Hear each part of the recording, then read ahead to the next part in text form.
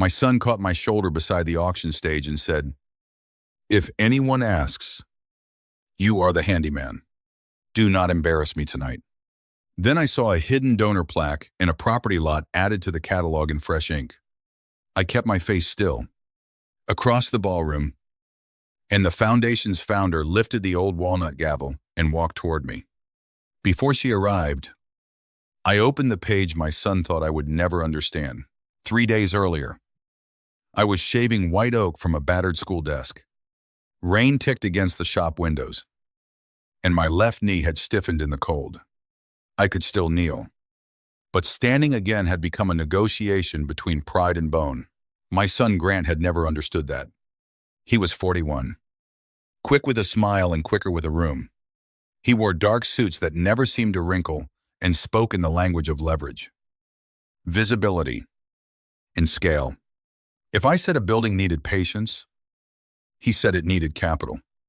If I said a family needed time, he said it needed a plan. That Tuesday, he called while I was fitting the desk drawer. "Dad, I need you at the Grand Belvedere on Friday," he said. The auction stage contractor left us with a mess. He did not ask how my knee was. He did not ask whether I had work booked. Grant had learned that I usually said yes before he reached the reason. What kind of mess? Display plinths wobble. The founder's desk is scratched. One of the wall plaques has to come down. Basic handyman stuff. The phrase landed lightly because he meant it to. Grant had called me a carpenter when he wanted something beautiful, a contractor when he needed a permit, and Dad when he needed forgiveness. Handyman was what he called me when other people were listening. "Send me the load-in schedule." I said, "Already did. Wear something clean." He hung up before I could answer. On the workbench beside me lay a brass block plane, worn smooth by my palm. 3 letters were engraved beneath the handle, ODR. Most people assumed they were the initials of an old tool company. Grant had once asked whether the plane was valuable. I told him it was not for sale. I did not tell him the letters stood for Open Door Renewal, 32 years earlier. Evelyn Brooks and I had started that foundation in a rented room above a bakery. She was a social worker with a legal pad full of names. I was a civil engineer with a pickup truck, a newborn son, and more confidence than money. We rebuilt abandoned houses into temporary homes for women and children, leaving violence. Evelyn found the people. I found the buildings that could still be saved. My wife, Anna, kept the books at our kitchen table. After Grant went to sleep, she made coffee and checked every receipt twice. We promised each other that the work would never take more from our son than it gave back to the city. We did not keep that promise as well as we believed. When Grant was 11, I missed his first championship game because a heating line burst at Maple House during a freeze. When he was 14, I left his birthday dinner after a shelter alarm. When he was 17, Anna died after a short illness, and grief turned every old absence into evidence against me. Grant never said I had chosen the foundation over him. He did not need to. I saw it in the way he stopped asking whether I would come. I stepped away from the board the next spring. Evelyn continued as founder and chair. I kept one ceremonial title on paper, but asked her never to use it publicly. I sold my engineering partnership, opened the repair shop, and tried to become available enough to erase years that could not be erased. Grant later joined Open Door Renewal on his own terms and became good at raising money. When he was named chair of its charity auction, he called it proof that he had built something without my help. I told him I was proud, and I meant it. His wife, Leah, worked part-time for the foundation as Grant's coordinator. She was 38 and had the careful manner of someone who listened for the mood in a room before choosing her words. Before she married Grant, she taught music at an elementary school. After their daughter Sophie was born, Grant persuaded her that foundation work would be more flexible. Over the years, flexible came to mean that Grant reviewed her calendar, corrected her emails, and decided which family expenses counted as hers. Leah laughed it off when I noticed. She said Grant was organized. Grant said I was old-fashioned. Sophie was 9 and loved the shop. She kept a coffee can full of bent nails because she said every one looked like a letter from an undiscovered alphabet. On the Saturday before the auction, she sat at my bench sanding a small maple box while Leah stood near the door with her coat still buttoned. "Grandpa," Sophie said, "Dad says you can fix anything." Leah looked down when she said it. "Objects are easier than people." I told her, "Objects do not pretend they are fine." Leah's eyes lifted to mine for half a second. Then Grant's car horn sounded outside, and she hurried Sophie away. The load-in schedule arrived that night. Its final page carried Grant's electronic approval. I was to level the stage, repair the founder's desk, and remove a copper plaque from Maple House before it was transported to the hotel. That final instruction made me sit straighter. The plaque had been mounted beside Maple House's front door since the foundation opened. Anna had chosen the wording. It said the property had been given for the permanent shelter and education of families rebuilding their lives. Removing it was not basic maintenance. It was a statement. I called Grant back. "Why is the Maple House plaque on my work order?" He exhaled as if I had interrupted something important. "We are refreshing the brand. The building is part of a strategic realignment. Is Maple House closing? Do the work." "Dad, the board knows." "Does Evelyn know?" His pause was short, but not empty. "Evelyn is 80. She knows what we tell her." The line went dead. I remained at the desk until the heater clicked off. Then I took the brass plane from the bench, turned it over, and traced the 3 letters Anna had watched me engrave. Grant thought those letters belonged to a tool company. For the first time in years, I wondered what else he had decided I did not understand. I reached the Grand Belvedere before sunrise on Friday.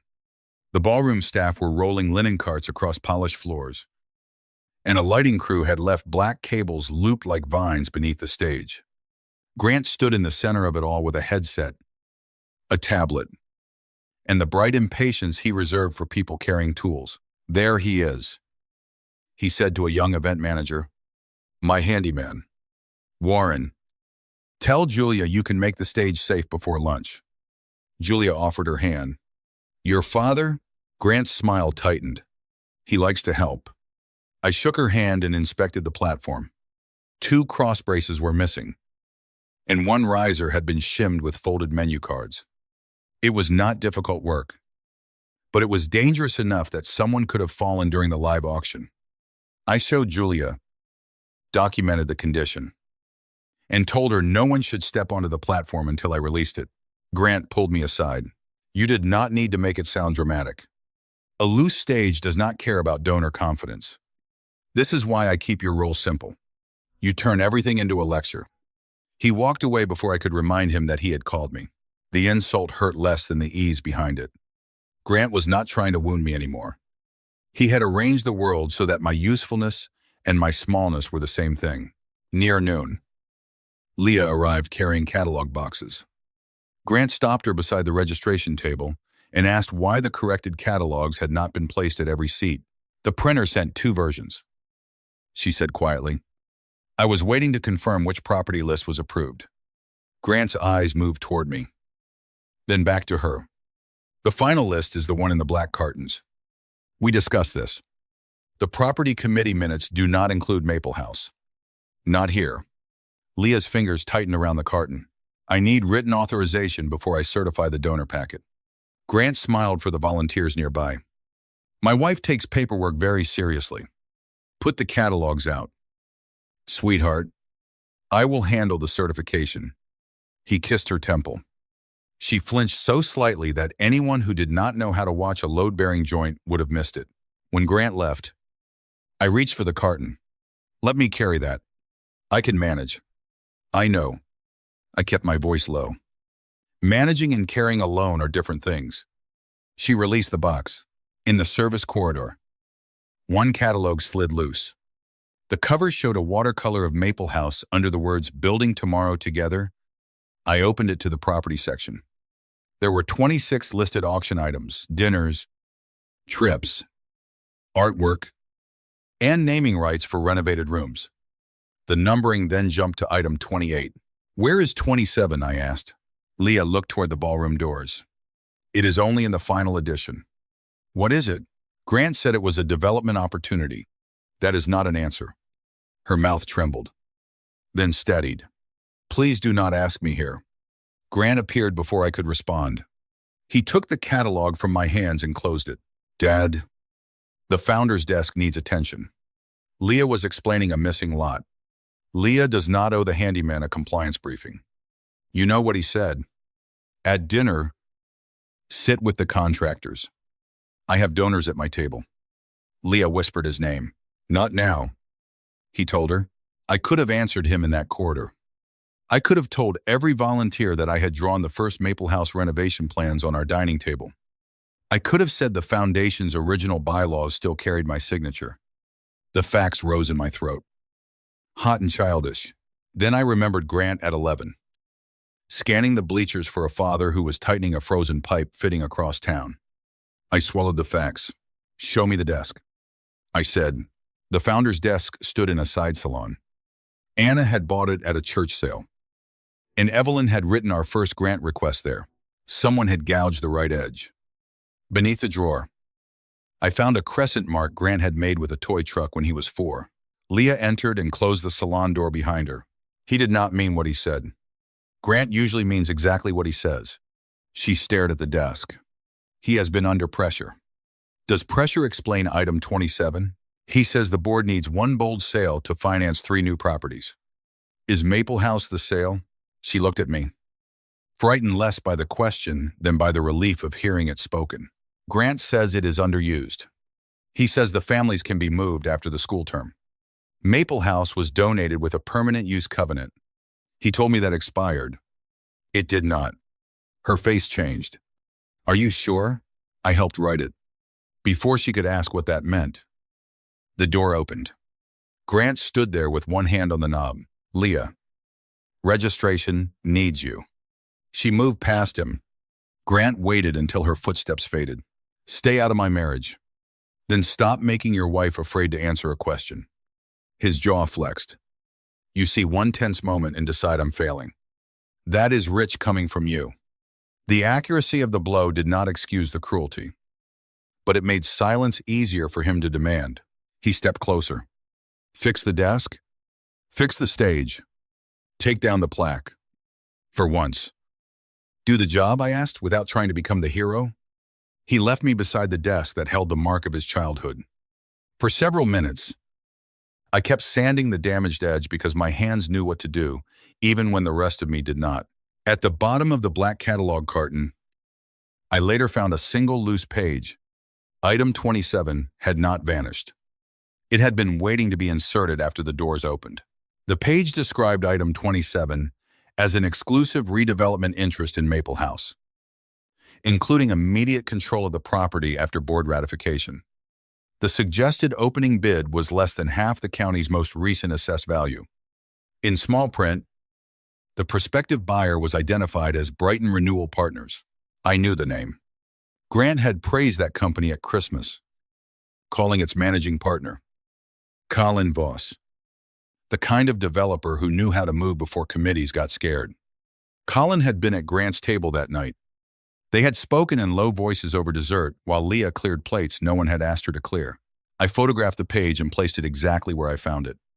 Then I asked Julia for the original load-in packet, because I had documented the unsafe stage.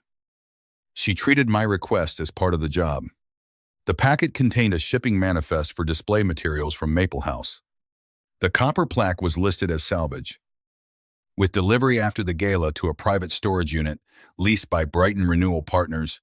Grant had not merely ordered the plaque removed. He had arranged for the proposed buyer to take possession of it. I drove to Maple House in the afternoon. The brick building stood on a quiet street lined with sycamores. Children's paper stars hung in the front windows. A woman I recognized as the house manager, Denise Walker, met me at the door. Grant said you were coming for the plaque, she said. I asked why, but he told me facilities had approved it. Facilities is me today. She almost smiled. Then maybe you can tell me why a surveyor was here on Monday. That was the first behavioral sign independent of the paperwork. Denise had logged the surveyor's name and company because shelter addresses were protected information. She showed me the visitor book. The surveyor worked for Brighton Renewal Partners. Did the board notify residents, I asked. He did not. Grant told me not to alarm anyone. He said we might relocate after spring. I did not remove the plaque. Instead, I checked its mounting and found fresh scratches around the lower screws. Someone had already tried. Behind the copper, folded into the shallow recess, was a weatherproof envelope Anna had placed there on opening day. I had forgotten it existed. Inside was a certified copy of the donor covenant and a short letter in Anna's handwriting. The copy was not the controlling legal record. The county filing held that role. But Anna's letter explained why the restriction existed. Maple House was never to become an asset traded away when a better opportunity appeared. Its permanence was the promise that made frightened families trust the word shelter. I sat on the front step with the envelope on my lap. For a moment, grief was not a memory. It was a room I had entered without warning. The covenant was the central evidence. But I knew better than to treat one paper hidden behind a plaque as a verdict. I called Miriam Cole, the attorney who had prepared the original transfer. She was retired but still sharp enough to correct my greeting. You sound worried. Warren, I need to know whether the Maple House permanent use covenant was ever released. Her answer came without hesitation. Not by me, and not by any board action I reviewed. Why? I told her only that the property appeared in an auction catalog. She asked me to send the page and promised to contact current foundation counsel. She also warned me not to accuse anyone publicly until the county record and board minutes were checked. A catalog can be corrected. She said, a scheme requires intent and action. Learn which one you have. Back at the hotel, I found Leah in a storage room counting bid paddles. Her phone lay face down beside her. When I mentioned Brighton Renewal Partners, the color left her face. Grant said Colin was only advising. She said, the buyer's surveyor entered Maple House on Monday. The plaque is scheduled for Colin's storage unit. She sat on a carton. I thought the paperwork was aggressive. I did not think it was already happening. What paperwork? She unlocked her phone, then stopped. Grant used my foundation account to send the bidder certification. He said it was easier because I had Grant's access. Did you authorize it? He stood behind me until I entered the code. Afterward, he changed the recovery number to his phone. I felt an old instinct rise. The urge to take the phone, make the calls, and solve the room around her. Instead, I put both hands on the table. What do you want to do? She looked surprised by the question. I want Sophie safe. Grant says if I make trouble, he will claim I'm unstable and keep her. He controls the mortgage, the insurance, everything. Has he threatened you in writing? Not exactly. Her phone lit with a voicemail notification. Grant's name appeared. She did not play it. That message belongs to you. I said, you decide who hears it. But do not delete anything. And do not sign another document you do not understand. She nodded, though fear still held her shoulders high. Miriam called before sunset. The county covenant remained active. The current foundation council had found no vote authorizing the sale, no appraisal review, and no conflict disclosure from Grant. Brighton Renewal Partners had been formed 11 months earlier. Its public filing named Colin as manager, but a financing statement showed Grant as guarantor on its credit line. I returned to the ballroom as waiters set glassware under warm lights. Grant was rehearsing his opening speech from the stage I had made safe. He spoke about trust, stewardship, and protecting the vulnerable. Each word sounded polished enough to hide behind. When he saw me, he smiled for the room and pointed toward a loose strip of carpet. Handyman, he called. One more thing. I looked at the repaired stage, the hidden catalog page, and the voicemail Leah was still afraid to play. Silence had once cost my son a baseball game. Breaking it now might cost him far more. The question was whether waiting for perfect proof would protect my family or help him finish the sale. Would you confront him now or preserve the evidence first? Tell me your choice. And subscribe as I learn what item 27 was really designed to take. I did not confront Grant that evening. I repaired the carpet strip, packed my tools, and drove home with Anna's envelope on the passenger seat. Every red light gave me another chance to turn back. Every mile away from the hotel felt like the kind of retreat I had practiced since Grant was 17. At the shop, I made coffee and forgot to drink it. The empty chair across from my workbench had belonged to Anna. On difficult nights, I remembered how she never let me confuse guilt with responsibility. Grant's anger had roots. That did not make every branch harmless. I opened a metal file box from the top shelf. Inside were old board minutes, engineering drawings, and letters from the first families at Maple House. One envelope held Grant's childhood schedule from the year I missed his game. Anna had circled the date in blue ink and written, "Warren, both promises matter." For decades, I had read that sentence as an indictment. That night, I saw the word both. My promise to Grant mattered. So did the promise embedded in Maple House. So did Leah's right to choose without fear. So did Sophie's right to grow up without believing love meant surrendering your accounts, your voice, and your name. I called Evelyn. She answered on the fourth ring. You only call after dark when a roof is leaking or a conscience is. Which would you prefer? The roof. I told her about the catalog page, the manifest, the active covenant, and Grant's financial link to Brighton. I did not tell her Leah's private fear. That belonged to Leah. Evelyn listened without interrupting. When I finished, she said, Grant told the executive committee Maple House needed an environmental review. He never mentioned an auction. Miriam is working with Foundation Council. And you. I'm trying not to make this about being called a handyman. She was quiet for a moment. Warren, you are a handyman. You have spent your life putting your hands on what is broken. The insult is not the work. The insult is his belief that working with your hands means you cannot see what he is doing with his. I looked at the brass plane. I failed him when he was young. Then apologize for what you did. Do not apologize by helping him do this. Evelyn asked me to meet her in Foundation Council the next morning before the gala. She also said the old bylaws gave the two original officers a narrow emergency power to pause disposal of a restricted property pending full board review. It did not let us convict Grant, remove him permanently, or rewrite the auction. It only let us stop the hammer long enough for facts to be heard. That limit steadied me. I did not need to win everything. I needed to keep one irreversible act from happening in a crowded room. Before bed, I listed what was verified and what remained unknown. Beneath it, I wrote one sentence: Leah is not evidence. Leah is a person. The next morning, I met Evelyn in Foundation Council. Rachel Kim. In the bakery room, where open-door renewal had begun. The bakery was now a coffee shop. But the upstairs windows still rattled when buses passed. Evelyn arrived with a cane and the old walnut gavel wrapped in a dish towel. Rachel had brought certified county records and copies of the Foundation's minutes. She explained that Grant's guarantee did not by itself prove fraud. He could claim he supported a partner's credit for an unrelated project. The storage manifest and survey showed coordination. But intent would depend on communications and the bidding structure. Can the board pause the lot, I asked? Yes. I drafted a notice.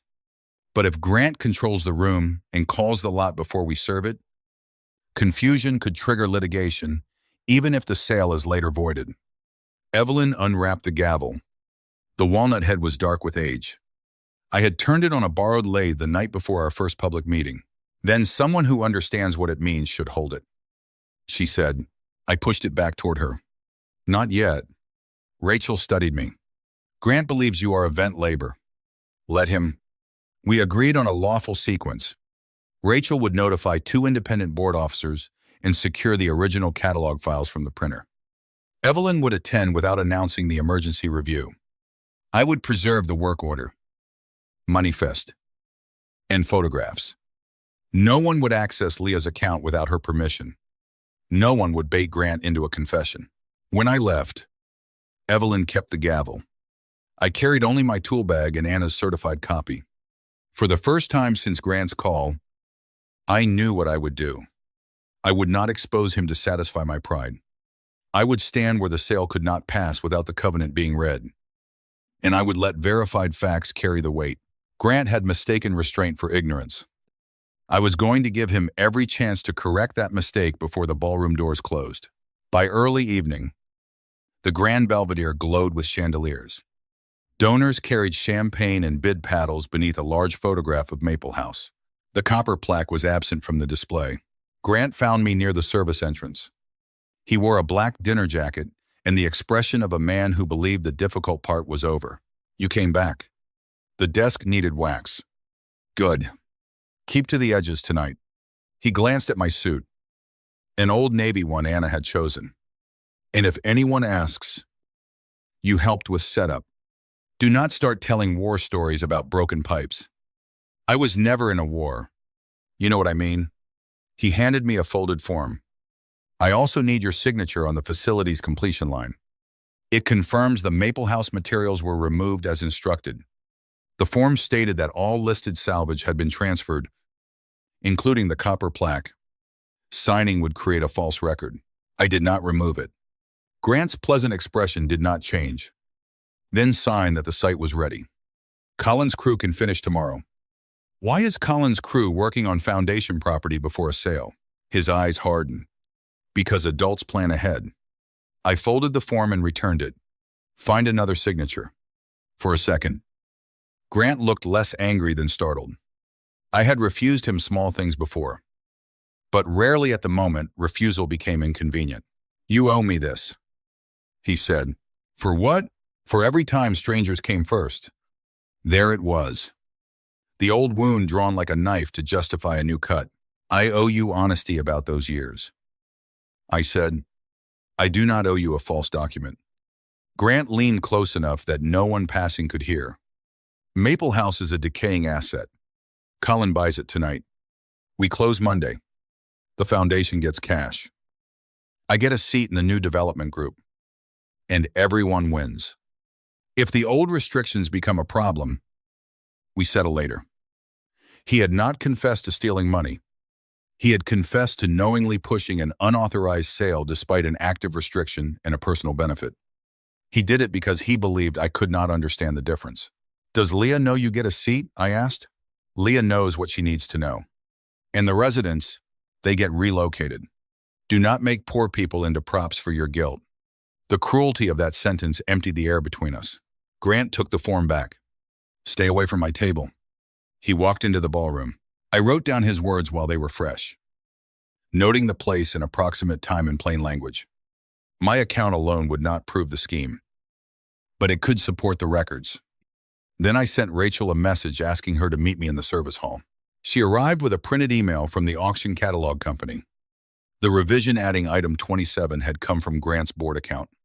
Attached bidding instructions directed the winning bidder's deposit to an escrow service selected by Brighton, not the foundation's ordinary bank. The live bidder registration belonged to Colin's executive assistant. The independent officers signed the emergency pause. Rachel said, I'm serving Grant now. Before she could move, Leah entered the hall. Her face was pale, but she was holding her phone in both hands. He left me another voicemail. She said, Rachel did not reach for it. Do you want me to hear it? Leah nodded and pressed play. Grant's voice came from the speaker, impatient and unguarded. He told her to stop asking about the bidder certification. He said that once the hammer fell, no cautious old board member could unwind the publicity before Monday. He told her to use her grants access if anyone demanded a clean approval trail. Then he added that if she embarrassed him, he would make sure Sophie learned which parent had ruined their family. The message had been sent directly to Leah. No secret recording. No legal ambiguity about who owned it. Rachel asked whether Leah wanted to preserve a copy with counsel. Leah hesitated. If I do this, he will know. Yes, Rachel said. I will not pretend otherwise. I wanted to promise safety in a way no one could guarantee. Instead, I said, you choose. If you say no, we still pause the sale with what we have. You are not responsible for making our case. Leah looked through the service doors toward the ballroom. Sophie sat at a family table with a babysitter. Drawing on the back of a program. Copy it, Leah said, and I want my account locked before he uses it again. Rachel documented Leah's consent, preserved the voicemail, and contacted the Foundation's technology administrator. Leah also forwarded the original bidder certification email showing Grant had dictated the language and ordered her to enter her access code. Rachel crossed the ballroom and handed Grant the emergency pause notice. I watched from the rear wall. He read the first line, smiled, and slipped it into his jacket as if it were a dinner receipt. Then he walked to Evelyn's table. I could not hear their exchange, but I saw him bend close and gesture toward the crowded room. Evelyn answered once. Grant straightened, his face bright with public charm. Minutes later, the program began. He welcomed the guests, thanked the sponsors, and praised Open Door Renewal for honoring bold leadership. He did not mention the pause. Instead, he told the auctioneer there would be a special surprise lot after the first round. Rachel moved toward the stage manager. Grant saw her and signaled security. One guard approached, uncertain. Grant pointed at Rachel and said something that made the guard reach for her event badge. Then he turned to the audience and announced that item 27 would be offered early because an extraordinary partner was prepared to act.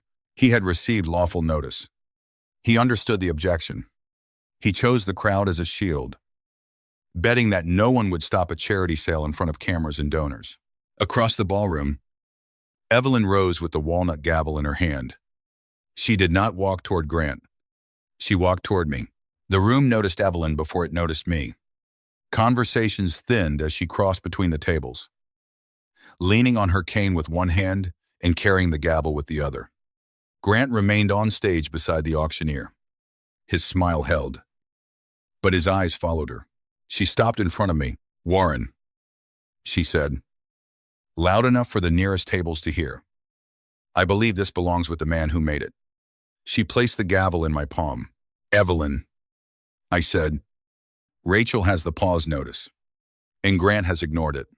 She turned toward the stage. So we will read it where he cannot misplace it. Grant lifted his microphone. Ladies and gentlemen, a small program change. My father helped repair some of tonight's displays, and our founder is indulging a bit of nostalgia.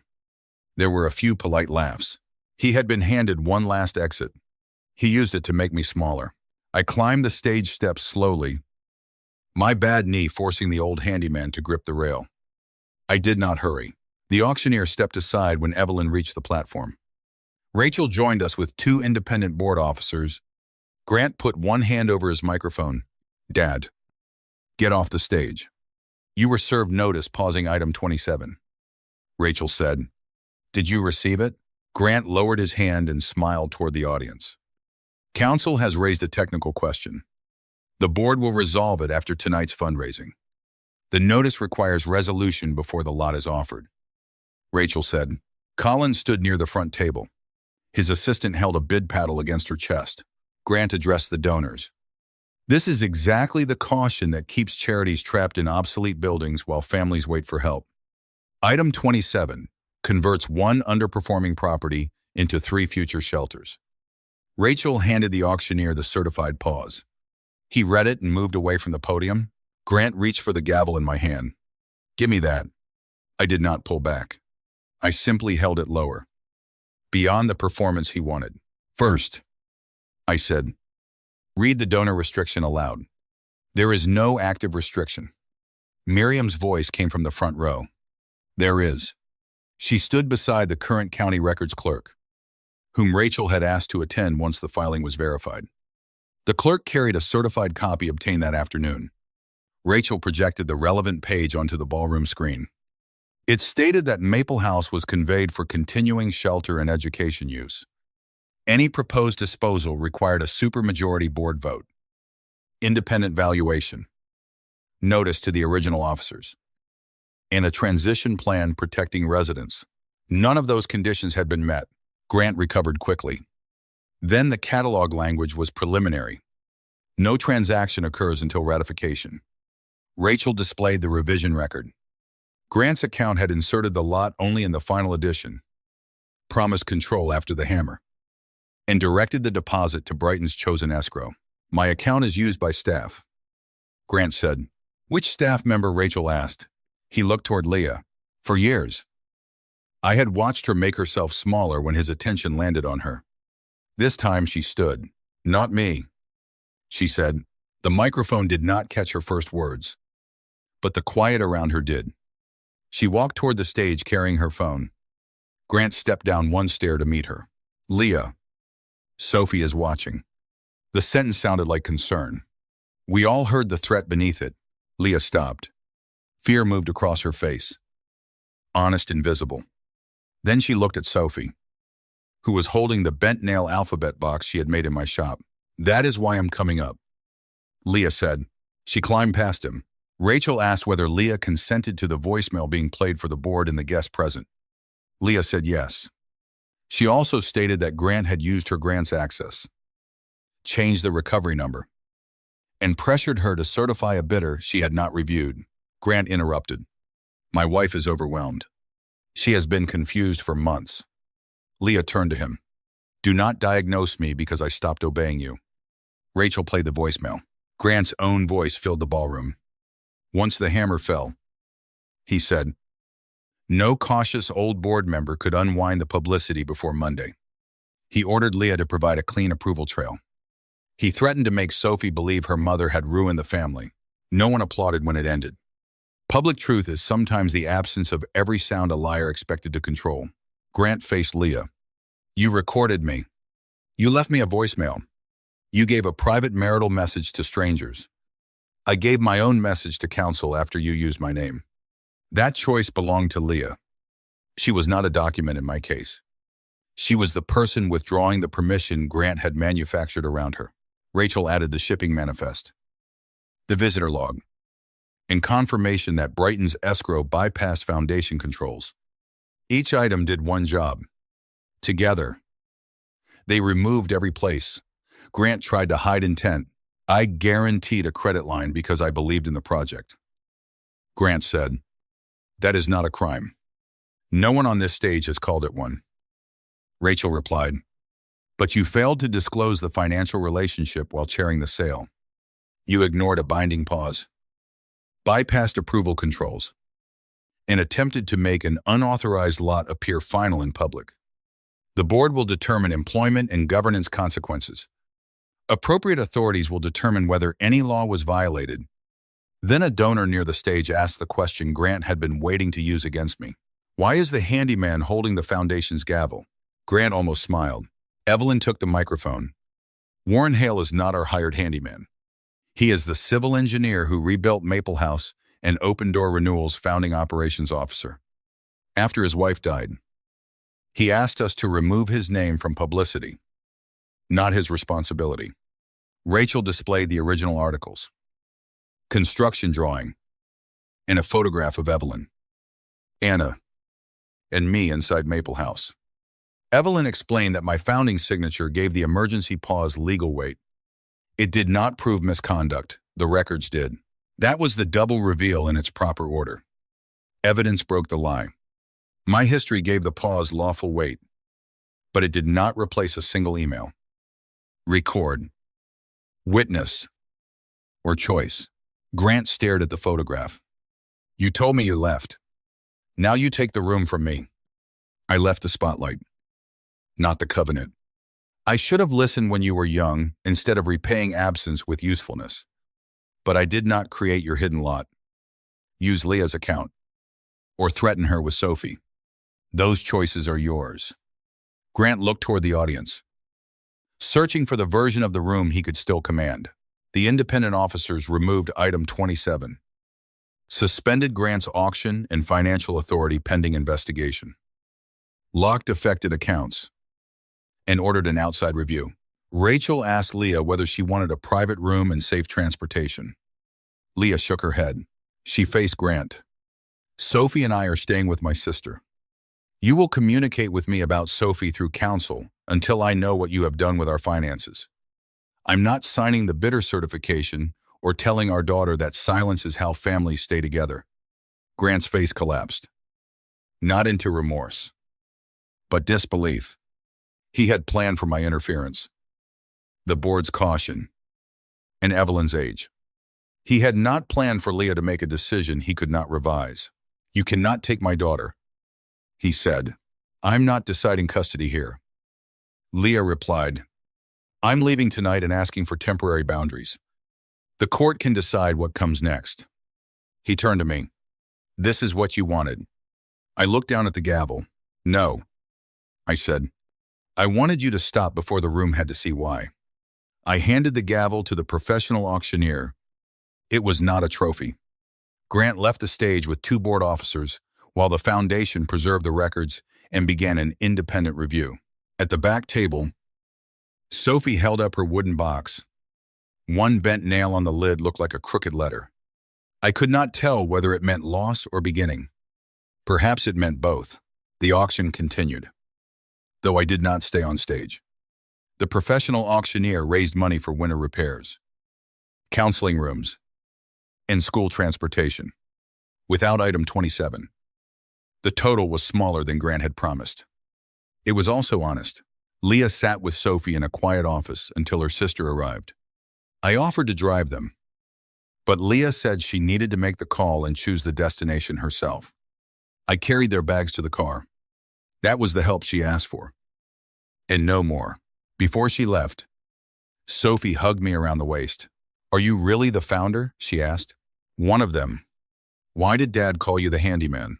I looked through the glass doors at Grant sitting with counsel across the hall. "Because I repair things," I said. He forgot that repair begins with telling the truth about what is broken. The outside review found that no property had transferred and no donor money had reached Brighton. It also confirmed that Grant concealed his financial connection, bypassed conflict rules, revised the catalog without authority, and pressured Leah to misuse her access. The foundation removed him from the board and referred the records for independent review. A civil settlement barred Grant and Colin from certain charitable fiduciary roles for a period, required them to cover part of the investigation costs, and corrected Brighton's filings. No dramatic prison sentence appeared. Grant lost the development role, and documented conduct carried its own consequence. Maple House remained open.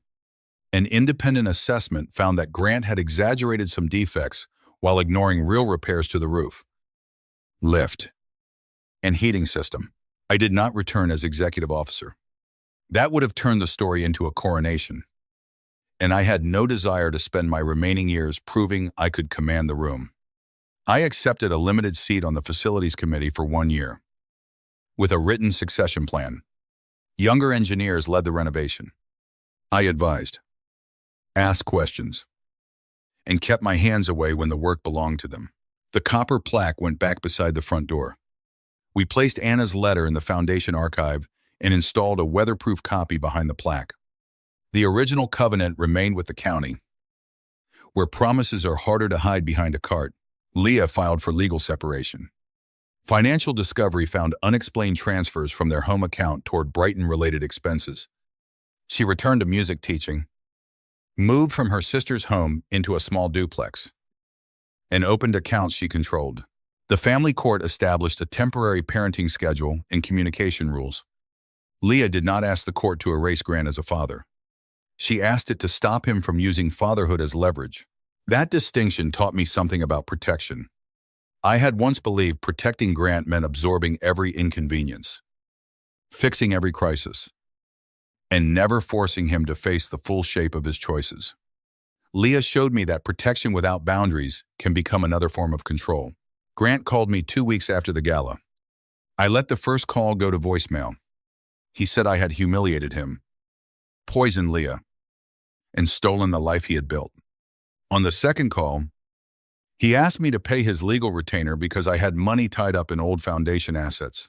I returned that call.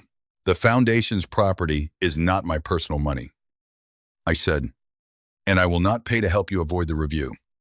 So you are abandoning me again. I won't. I will meet you with a family therapist after the investigation. I will tell the truth about where I failed you. But I will not call your conduct a misunderstanding or pressure Leah to come back. He was silent. You always choose a cause. He said, this time I'm choosing a boundary. He hung up.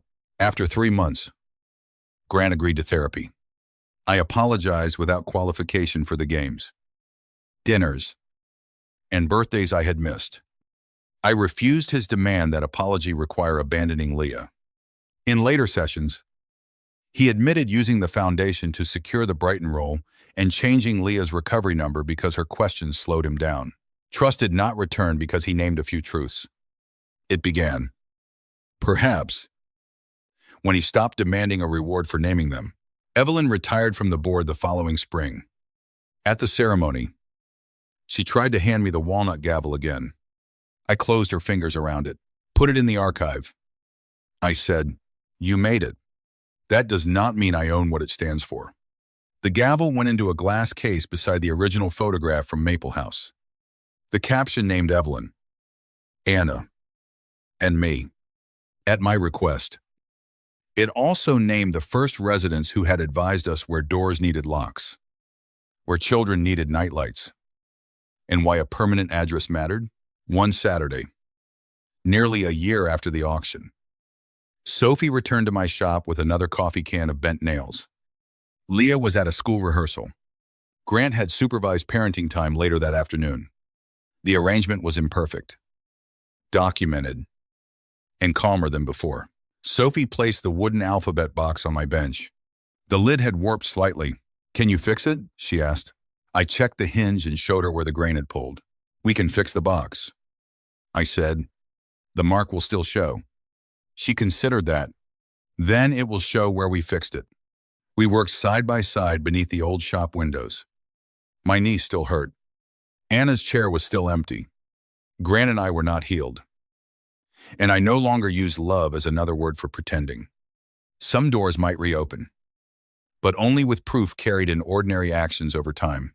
When Sophie finished, she swept the shavings into her hand and turned the brass plane over. She traced the engraved letters and asked what they meant.